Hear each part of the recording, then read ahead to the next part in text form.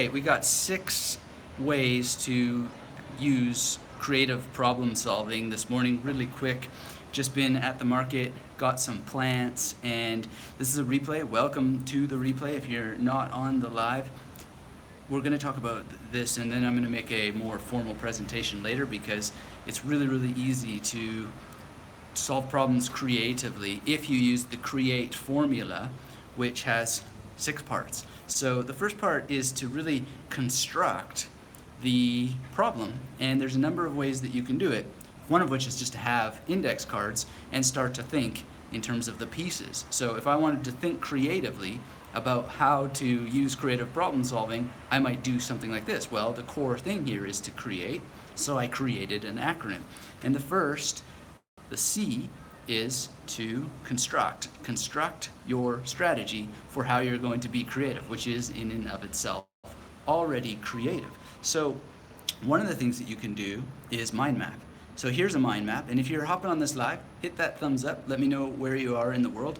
We're going to go pretty quickly on this one this morning, but to get creative, the first thing is to construct your strategy, and mind mapping is a great one. So we've got 2 strategies for you already.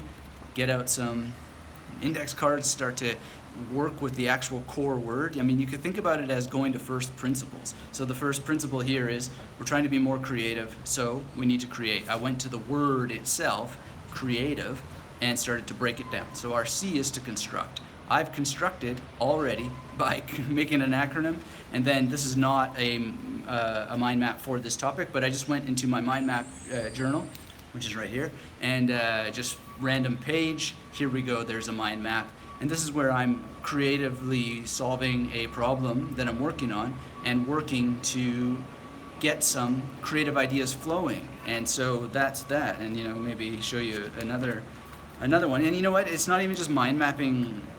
It can be like when you want to memorize something, and you can make little pictures that help you remember things, and you don't have to always do it in your mind. You externalize. So construct. Get it out of your mind. I'm not a great artist, but this helps so much to just start to construct a creative solution to the problem. And color matters. It helps open more channels of your mind. So you're creating, you're constructing, you're being more of a problem solver, because in this case the problem that we always talk about is memory, and how are you going to remember things? How are you going to remember the sound and meaning of words? Well, you construct a strategy and you follow it, and you can see here, like, I'm actually putting Chinese into how I'm constructing my solution to the problem. So I'm not always just making a bunch of fancy images. I'm also incorporating the Chinese that I want to learn, and getting real colorful here as much as possible to enable a solution. So this is what creative problem solving is all about. Got the problem that I can't remember things, so need to do whatever it takes to remember. And you can also do it without color if you're in a hurry. Just get stuff down. Start rolling, start moving. Don't let yourself get stopped at any point. Keep going. So this one's cool. My friend Daniel Welsh is in here. So that's funny. And this is just a way to get rolling. So in our C.R.E.A.T.E formula, construct your solution as you go by being creative.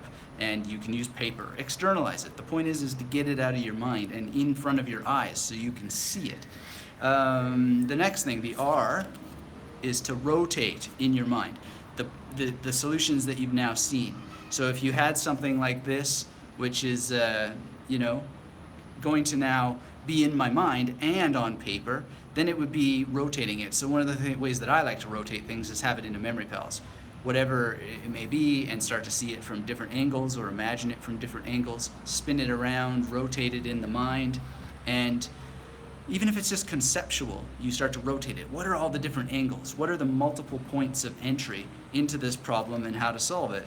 And so going back to mind mapping here, mind mapping is a great way of rotating things, because let's say you have the word knowledge here and you want to rotate it. Well, you're going to start to list all these things, and when we go from memory to knowledge, we can actually think what are some of the images of knowledge? So we might have Rodin's The Thinker, and then we can rotate him upside down, for example. And what would it be like if the thinker was upside down on his head? That's an interesting thing to think about. So if you're hopping on, hit that thumbs up. Let me know where you are in the world. We're talking about creative problem solving. Again, we're going to do a more formal video about this, but I'm responding to a question. Please talk about creative problem solving. This is how I do it. The next is to examine. So we've rotated. We're starting to actually see things from different angles, spin them around, turn them upside down.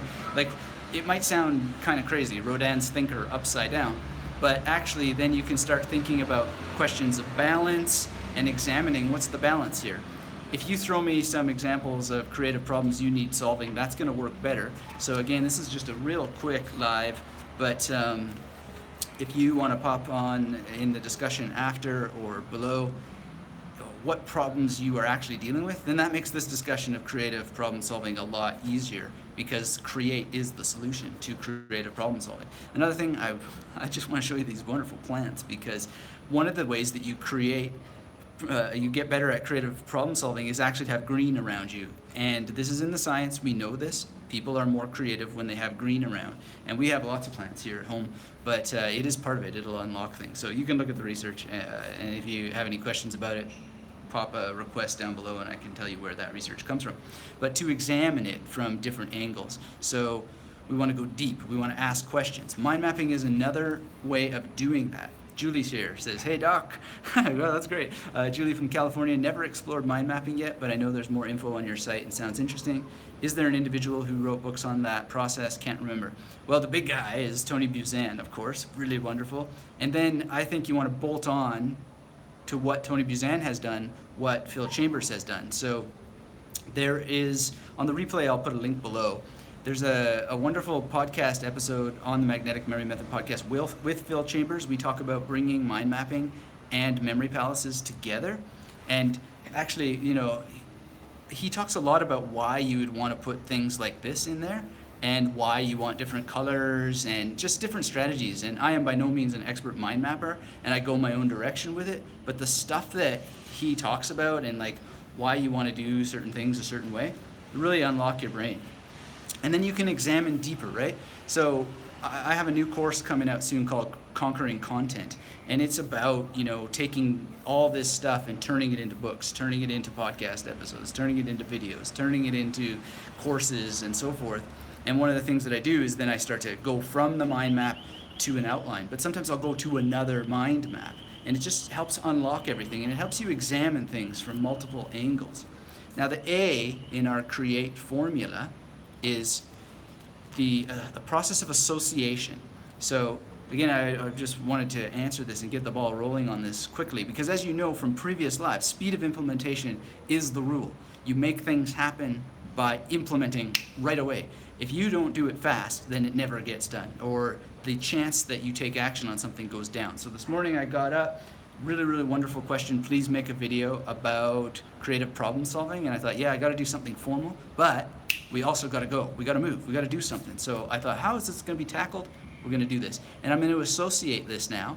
I've done all this already. First thing I did was I created an acronym about creative problem solving. Then I started with the construction part, then with the rotation, mental rotation. Then I talked about examining, and then association. So association has many angles. It depends on the problem that you're trying to solve. But one of the things that I did is I used the speed of implementation rule and associated it in my mind in multiple ways. So I associated it with the question, I associated it with the way this YouTube channel works, I associated it mentally with my podcast, I associated it with reading classics, which is a great YouTube channel I want to talk about later, which can now be part of this creative problem solving, because she's been talking about, and I'll link to the channel there, about the value of the classics for wisdom, how to live your life, what to do in your life, how to actually have more meaning and be more connected. And so that's the A part, associating. And I'm doing this in my mind. We were at the market buying some new plants, because you can never have enough plants. And just associating, as much association as you can do. Now this connects to mental rotation. It connects to examining the problem. And it's really powerful. So Emerson's Coffee, Bike, and Rum Shops here. Thank you for being here. Thanks for saying hello. You say listening to your show on my lunch break while doing Qigong exercises. Namaste. Really great to see you as always. Now, just to keep moving on, the T is to test, right? So you can have constructing from first principles, figuring out what the core keyword is here. In this case, it's the word creative, problem solving in and of itself. But then you can have all these things, but then you got to test, right? Test what's working. I'm testing it right now. So let's see.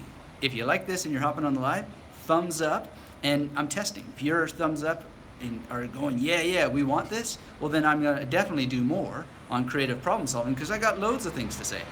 Here's a little secret. I've been talking about creative problem solving for years because that's what mnemonics are. They are the creative process of solving the problem of memory. So you got memory palaces, you got mind mapping, you got association, you've got this, that, and the other thing. So I'm testing it now. The more thumbs up I get, the more I'm gonna create more discussion around this. And if I just get crickets, well then, less, right? And maybe I'll revisit it later because maybe the crickets came because, you know, I'm a little bit of a wild child and I just hop on the internet here, there, and the other time, and so forth, and whatever. But there's always the master class that's there for you. But we're going to test, and you need to test also. Linda's here. Hi, Anthony. Those glasses are... Oh, it doesn't... it doesn't go further, but those glasses are something. Well, we can make an acronym of what they are. I hope they're cool. The other missing acronym here is the SIP acronym, and that's part of test, right? So we want to SIP at things, which means that we're going to study, we're going to implement, and then we're going to practice. And the more that we SIP at things, study, implement, and practice, the deeper we get into it, and we can go back to each of these stages. Construct from first principles, create, we can rotate in our minds, we can examine, we can associate and test. And then the next thing is to expand through explanation. So even as I'm talking, I'm seeing in my mind ways to associate this further and deeper and draw connections. And it's just amazing. So we can expand through explanation. And I'll explain and explain and explain more and more and more, and that is self-explanatory. And it's why I always say, you know, when you learn something about memory techniques, you got to teach it to somebody else. Not only teach what you know about memory techniques, but teach what you use the memory techniques to remember, because that's going to make you remember them better, because you're getting it through verbal channels and you're getting it through the conceptual channel of explanation, which is just going to make it so much more through your mind. Now, coming up soon, I had an interview yesterday for the Magnetic Memory Method podcast with Christine Till, and amazing interview. And we just had this wonderful talk about the brain science behind all this, and it was just wonderful. Oh man, I can't even tell you how full of excitement I am, because she was able to explain and expand why memory techniques work from a scientific basis. It's really amazing. So Fear Me's here. Hi there. Quick question. Will you be keeping the video up after the live is over? This video I will keep up. Sometimes I don't keep them up. It has a lot to do with a number of factors. Sometimes there are technological problems. Sometimes it's like, no, this has got to go in the master mind. Or other times it's just whatever. Some sort of things go wrong. But this one I'm going to keep up. And yeah, the last one, really no one was showing up and there was a technological problem. And a lot of it has to do with your engagement. So if you're not engaged, then I really don't want to do lives talking to crickets and so forth. The point is to have a discussion and to use this for what it can do. And what I've been trying to do is get the chat box up on the screen to see if more people would then want to engage. And of course, I have a creative problem solving thing there because I need to figure out what's wrong. So really, I use this exact formula, and I know it's annoying to the audience, and I apologize for that, but there's the only way to test it. I follow other channels, by the way, on YouTube, and they'll like put on their lives, this is just a test, we're testing our iPad or whatever. And you know, I don't do that on live or whatever, but you know, there's a risk in all this when you do the testing phase of C.R.E.A.T.E. And by the way, go back and watch the replay if you want to see all of this explained. There's a risk in that, but if you don't take risks, you're never going to learn, and you know, you got to sometimes step on people's toes and annoy them or whatever, but your real, true people who care about you, they will tolerate it at least to a certain extent, and that's true of everything. So when you're creative problem solving, you have to expect resistance. So maybe expect resistance is part of here. So expand through explanation and expect resistance. And that gets down to like the challenge frustration curve, which I certainly have. By the way, only 4 thumbs up on this? I mean, Come on, guys. If you like this, let me know and say hello if you're up and on the live. And I do that because if you missed this, if you weren't here, I'm testing the actual interest in creative problem solving on this channel. But at the end of the day, you've got to expect resistance. You've got to expect that things will be a little bit more challenging than you thought they would be. And when I go and do a mind map, just thinking, oh my goodness, there's so much more to this, I'll have to create another mind map. And that's always a challenge. And like, there may be resistance to that, psychological resistance. This is the ego mind, and it's the insular cortex of the brain causing pain at the idea of labor and so forth. But each one of these really needs its own mind map, so I have to do that. And I will. Emerson says, I'm resting using index cards and color and pencils to memorize all kinds of things. Yeah, that's excellent. And just keep moving, because everything is in the exploration phase, the examination phase. You could also say examining and exploring. And just going deeper, pushing deeper. But when you get frustrated, just scale back. We know we need to be challenged in order to learn. But whenever you get to the point of frustration, scale back to where you're being challenged so that you can keep growing, but not quit, not give up, and keep pushing. Always go for that next step. One more thing, one more thing. And that's how we creative problem solve. So we push for one more thing. And in a course I have with Jonathan Levy called Branding You, we talk about that one more thing. What else? Why else? How else? When else? Where else? Who else? And all of those things will push you to milking more creative ideas, more creative problem solutions, and more solving juice. Anyway, I have an appointment here to help my wife with her presentation and how she's going to do with memory and so forth. So one last thing here, construct, and really, really construct from first principles. Break it down. Break it down. Break it down to its core key word. And then you want to make sure that you're rotating it in your mind, looking at it from every possible angle. Then examine and explore, then associate as many associative connections as you can make out in the world. Then test. Test until there's no end. And then make sure that you're explaining it to yourself, to others, and you're expanding it through explanation. This is going to give you the best possible amount of creative solutions. And again, you can just make acronyms out of things, break them down to their smallest component based on keywords. Mind maps are excellent for keywords and so forth. And Julie says, sorry, Friday afternoon busy, but glad I caught you. Glad that you were here also. Get into this stuff. And again, just to review for those of you who missed the beginning and who aren't going to go watch the replay, which is fair enough, but I hope that you do, and I hope that you'll leave a comment and add any questions.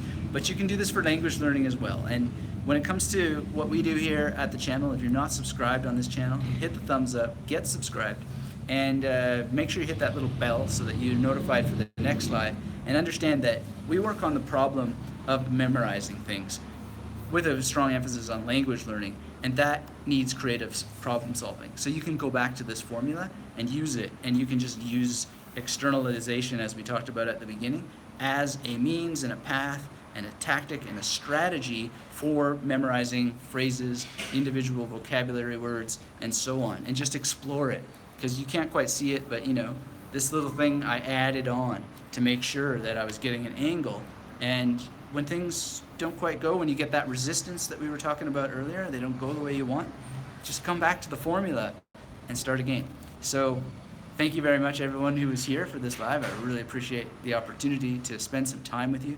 Hit that thumbs up, visit this later, and again, there's going to be a more formal presentation coming around this. We're doing some experiments here and there with the channel and the presentation and seeing what more people like, and it's been great, and I appreciate all the feedback, people who have been participating in the surveys and so forth. And then we got to go through the testing phase, right, as we expand through explanation. So thank you again, everybody. I really appreciate it. And until we have a chance to speak again, keep yourself magnetic. Bye-bye.